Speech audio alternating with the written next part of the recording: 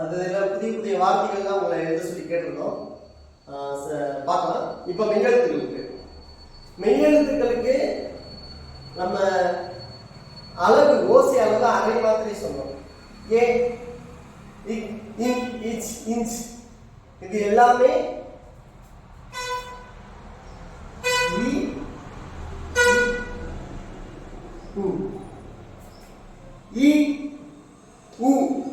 இந்த ரெண்டு ஓசை உயிர் ஓசை இல்லாம இந்த இக்கை உங்களால் உச்சரிக்க முடியாது. இக் என்பது ஒரு அழுத்தம் மட்டும்தான். அந்த அழுத்தத்துக்கு மட்டுமான ஓசை அளவு என்பது அரை மாத்திரை தான், ஒரு மாத்திரை கிடையாது. ஆக எல்லா மெய்யெழுத்துக்களும் அரை மாத்திரை அளவுல ஒழிக்கும். இப்ப இக் நம்ம வார்த்தைகள்ல பாத்தீங்கன்னா அக்கா,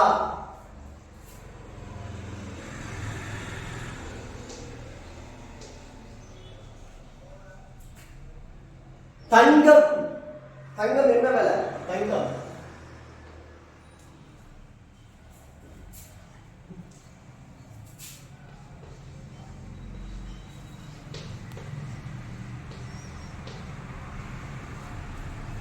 இட்ஸ் மச்சம், உதட்டோர மச்சம்.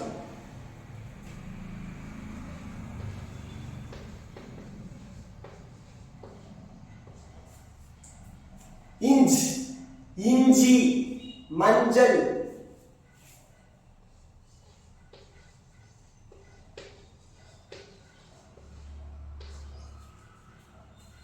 இக் பட்டம் பறக்குது.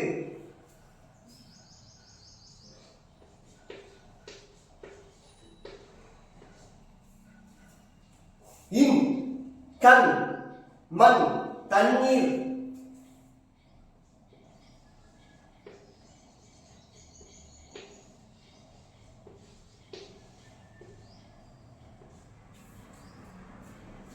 இக் பத்து.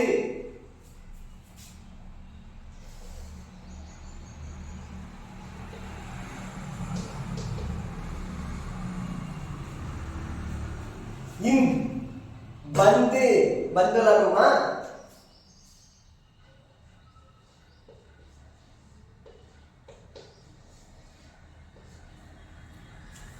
இப் அப்பளம் சாப்பிடுமா? அப்பளம்.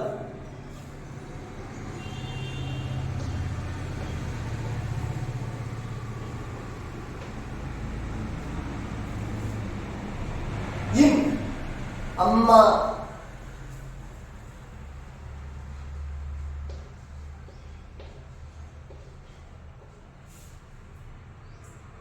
ஈ ஐயா, கொய்யாப்பழம்.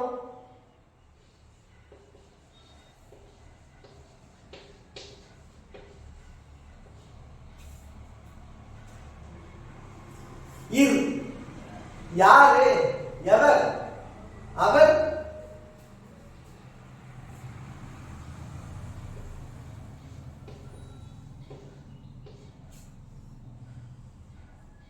இல் அல்வா, அல்வாக்கு வர்ற இது.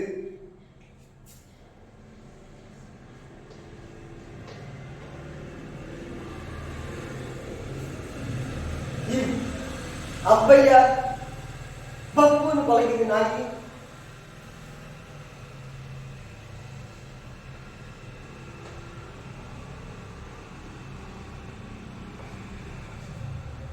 ஔவையார்னே போட்டிருக்கேன். ஏன் அப்படின்னா ஔவையார் நம்ம உயிரெழுத்துக்கள்ல அவு போட்டு எழுதுவோம்ல, இது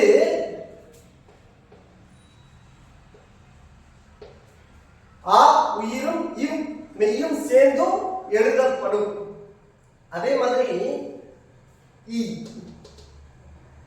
ஐயா, ஐயோ, இந்த ஐ போட்டு எழுதப்படும். இதுக்கு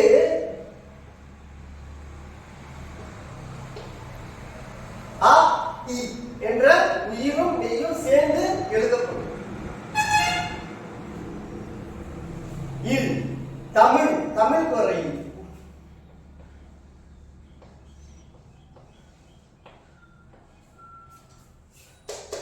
மரவள்ளி கிழங்கு சாப்பிடுவோமா?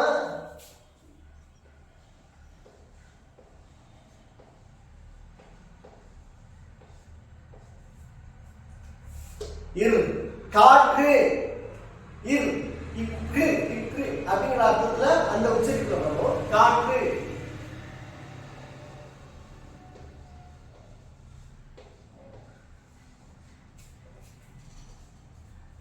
இன். தண்ணிக்கு வர்ற இன்னு மூணு சொல்லி. இது பண்ணிக்கு வர்ற இன்னு. பா இன்னி.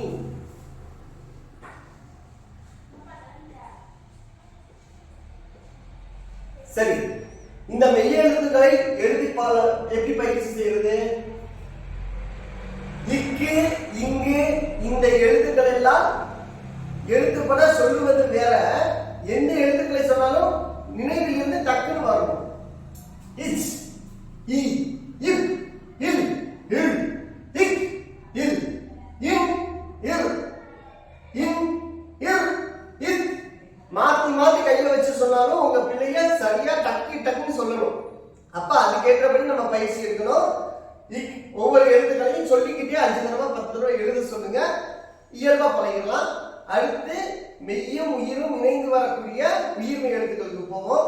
12 எழுத்துக்களும் 18 மெய் எழுத்துக்களும் சேர்த்து 216 எழுத்துக்கள் படிப்படியா பார்ப்போம். நன்றி.